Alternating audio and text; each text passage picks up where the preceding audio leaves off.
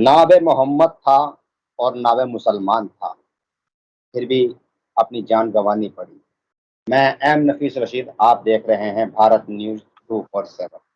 खबर के आखिर तक बने रहें और साथ ही साथ खबर को शेयर कर दें, जिससे कि अगर किसी के साथ भी कोई ऐसा हादसा हो जाता है जिसे मम लिंचिंग कहा जाए या यूँ कहा जाए कि दर्दनाक उसको मौत दे दी जाती है, जिसका यानी कि कोई उसने किसी को खता भी नहीं की थी।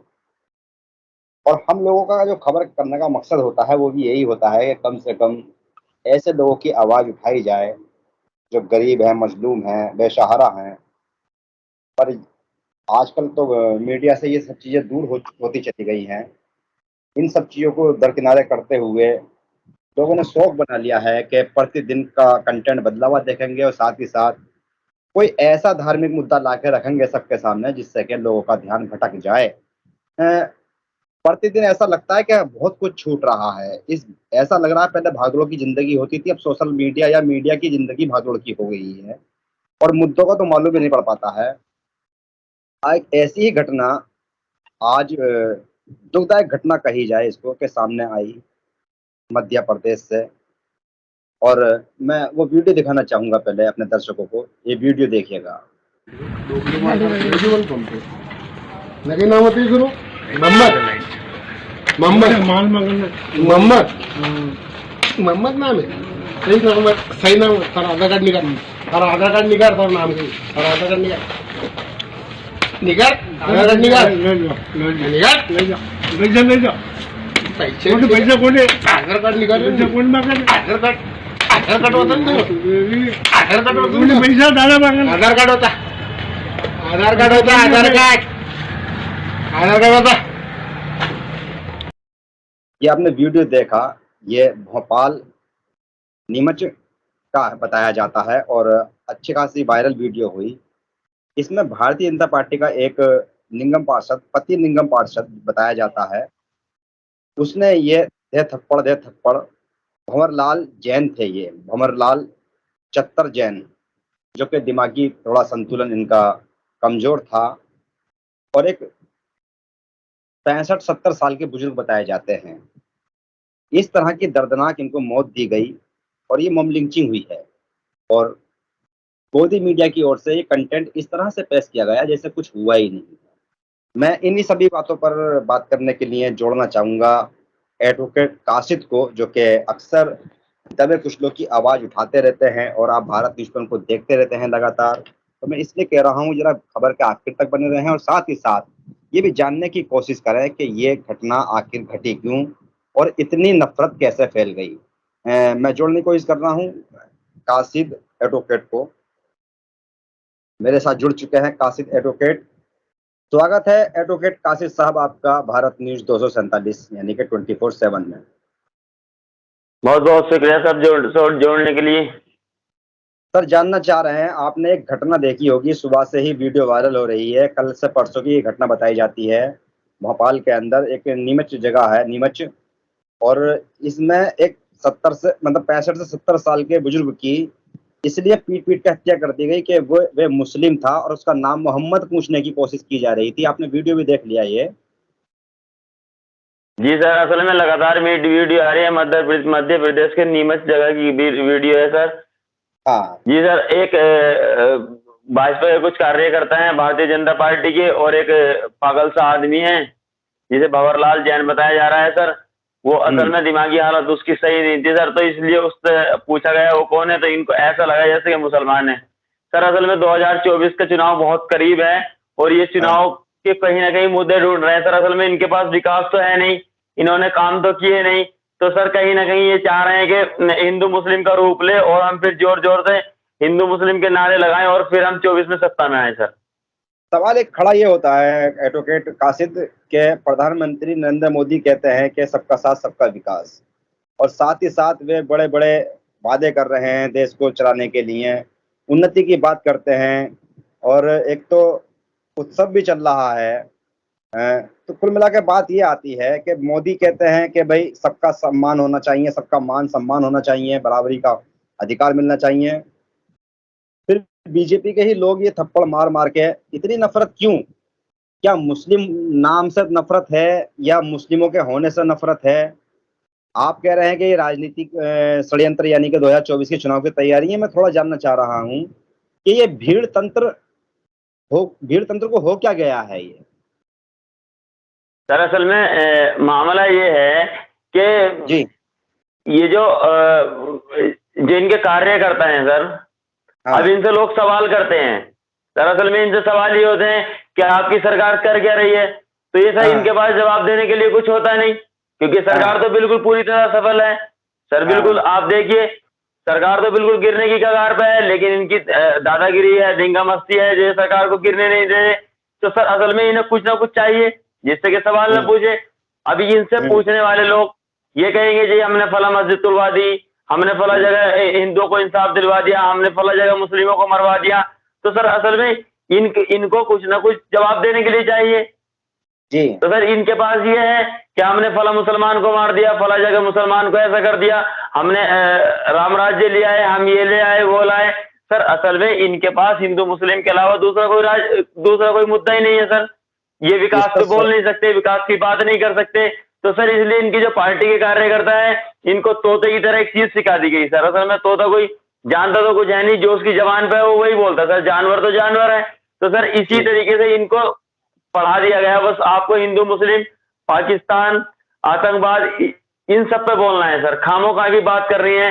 तो सर इसलिए इनको सिर्फ और सिर्फ हिंदू और मुस्लिम की बात करनी है, इसके अलावा इनको कुछ आता है नहीं सर।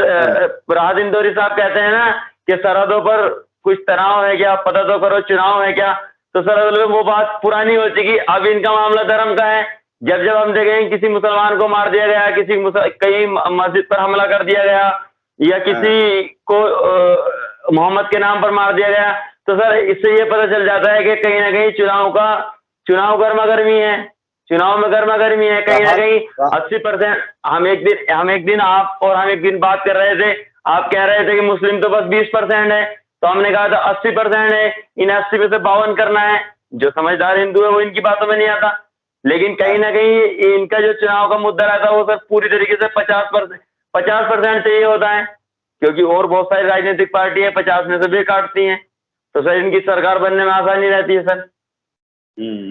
एक राहत इंदौरी का शेर आपने अभी सुनाया, चुनाव तो नहीं है, कहीं पता करो सरहदों पर तनाव है, तो कहीं चुनाव तो नहीं है। और इसी तरह का राहत इंदौरी का एक शेर जी और भी था जो इसी घटना पर आधारित तो बैठ रहा है बिल्कुल, क्योंकि शायर कहीं ना कहीं अपनी बात के अंदर आने वाले वक्त की निशानदेही भी कर देता है। उसमें राहत इंदौरी का ही ये शेर था कि लगे कि आग तो आएंगे कई मकान जद में, यहाँ खाली हमारा ही मकान थोड़े ही है। तो दरअसल में ये एक बड़ी जी सर। घटना घटी देश के अंदर, जो कि मोहम्मद या मुस्लिम समझकर बीजेपी के ही पति निगम पार्षद जो बताए जा रहे हैं, उन्होंने इस पे थप्पड़ मारे बुजुर्ग पर, 65 साल के बुजुर्ग पर, जिनका दिमागी संतुलन यानी कि कमजोर था। और वो यानी कि एक सीनियर सिटीजन, उसकी भी यानी कि चिंता नहीं की। बस इतनी नफरत के इसलिए मुसलमान तो नहीं है कहीं ये, और पार्टी में अपना कद बढ़ाना चाहते होंगे, शायद ऐसा हुआ है। क्योंकि ये हमने देखा है कि जब जब मुस्लिमों की पिटाई की गई है, मॉब लिंचिंग मुस्लिमों के साथ में की गई है या किसी दलित के साथ में की गई है, तो पार्टी से संबंधित तथाकथित हिंदूवादी संगठन और उनके रहनुमाओं ने जेल से छूटने के बाद में उन लोगों की फूल मालाओं के साथ में स्वागत किया है जिन्होंने कहीं ना कहीं हुड़दंग मचाया है या किसी न किसी की हत्या की है, यानी कि हत्यारों का मान सम्मान किया जाता है। तो बात निकल के सामने यही आती है काशिद, हम भी एक बड़ा सवाल कर रहे हैं जी कि इस तरह के अगर केस होते रहेंगे तो लोगों का तो कानून से विश्वास उठ जाएगा।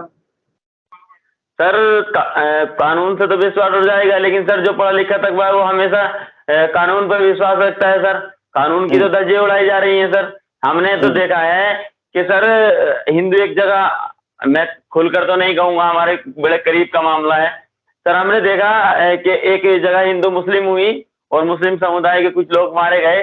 तो सर अगली बार भारतीय जनता पार्टी ने उसी चुनाव में, चुनाव करीब था, उसी चुनाव में उनको टिकट दिया और विधायक बनाया सर। तो असल में इनका इनका इनका तो मकसद ये होता है कि किसी ऐसे बंदे को लाए जो हिंदू मुस्लिम पर लड़ा हो, फिर उसको विधायक और एमपी बनाया जाए सर। असल में बात रही कानून की, तो सर कानून की तो ये लोग अगर इसी तरह ये सरकार को चलाते रहे, इसी तरह कानून की धज्जियां उड़ाते रहे, तो सर कौन विश्वास करेगा कानून पर सर? सीधी सी बात है फिर तो सर बिल्कुल बिल्कुल, आक्रोश चल जाएगा। बड़ा सवाल खड़ा होता है, ये बहुत बड़ा सवाल खड़ा होता है। फिर भी चलिए, हम तो यही कहेंगे भाई, सर हमारी क्रांति अपील होगी है। सर। सर पहले से जी। जैसा हुआ है बिल्कुल वैसा होगा सर। असल में बहुत सारे लोगों ने मनमानी की है, तो सर बिल्कुल ऐसा होगा कि लोग कानून को मानने वाले लोग हैं और कानून ने हक दिया है कि वो रोड पर आए और अपनी बात उठाएं सर। बिल्कुल लोग आएंगे। चलिए, हम तो फिर भी अपील करेंगे कि ऐसे मुद्दों के समय शांति बनाए रखें और साथ ही साथ शांति की भी अपील करते रहें। किसी तरह से भी सांप्रदायिक रंग देने की किसी भी मामले को कोशिश न करें, और लोग अपने दिमागों से ये बात निकाल दें कि किसी की हत्या ये सोचकर कर दी जाए कि उसका धर्म क्या है। तो कम से कम इतना भी मन में एक बार सोच लेना कि तुमने किसी की हत्या की है तो हत्यारे भी तुम ही हो गए हो, और एक बड़ा तबका हत्यारा होता चला जा रहा है। मेरी अपील उन माँ बापों से भी है कि अपने बच्चों को बैठकर एक बार समझाएं, और उन उन नौजवान महिलाओं से भी है कि वो अपने पतियों को समझाएं, और बहनों से भी है कि वो अपने भाइयों को समझाएं कि किसी की हत्या करने से अगर तुमको ये लगता है कि उसकी हत्या कर दी गई है तो तुम खुद भी हत्यारे हो रहे हो।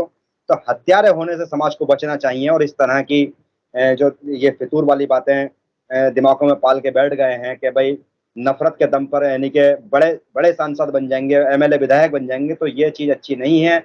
आगे चल के वक्त बड़ा छोटा होता है, बड़े कम जिंदगी मिलती है। एक इंसान को प्यार मोहब्बत के साथ आदमी को जिंदगी गुजारनी चाहिए। बहरहाल बहुत बहुत शुक्रिया कासिम सर साहब हमारे साथ सर मैं जुड़ने एक के लिए। संदेश सर मैं एक संदेश देना चाहूंगा सर। जी। अगर मुल्क को तरक्कियों की तरफ ले जाना है तो सर धर्म से हमें हटना होगा सर। कहीं ना कहीं हमें धर्म की जो लड़ाई है इनको खत्म करना होगा। मुल्क को तरक्की के लिए सबसे ज्यादा सर हमें आपसी मेल जोल बनाना होगा सर। इसलिए जी सर, मैं इसलिए अपने हिंदू मुस्लिम सभी भाइयों को कहता हूँ सर, गंगा जमुना तहजीब को बनाए रखें। ठीक, बहुत बहुत जी शुक्रिया आपका, आपने अच्छी अपील की है। थैंक यू और सर। मैं भी यही अपील कर रहा था। बहरहाल खैर, मेरे साथ में थे ये कासिद जो कि एडवोकेट हैं। बहुत बहुत शुक्रिया कासिद हमारे साथ जुड़ने के लिए। और आप देख रहे हैं, बहुत बहुत शुक्रिया सर। मैं एम नफीस रशीद, आप देख रहे थे भारत न्यूज 247। मैं उम्मीद करता हूँ कि खबर वहाँ तक शेयर करें जहाँ तक लगता है कि हाँ, खबरों के माध्यम से लोगों की आवाज़ उठती है और उनको इंसाफ मिलता है।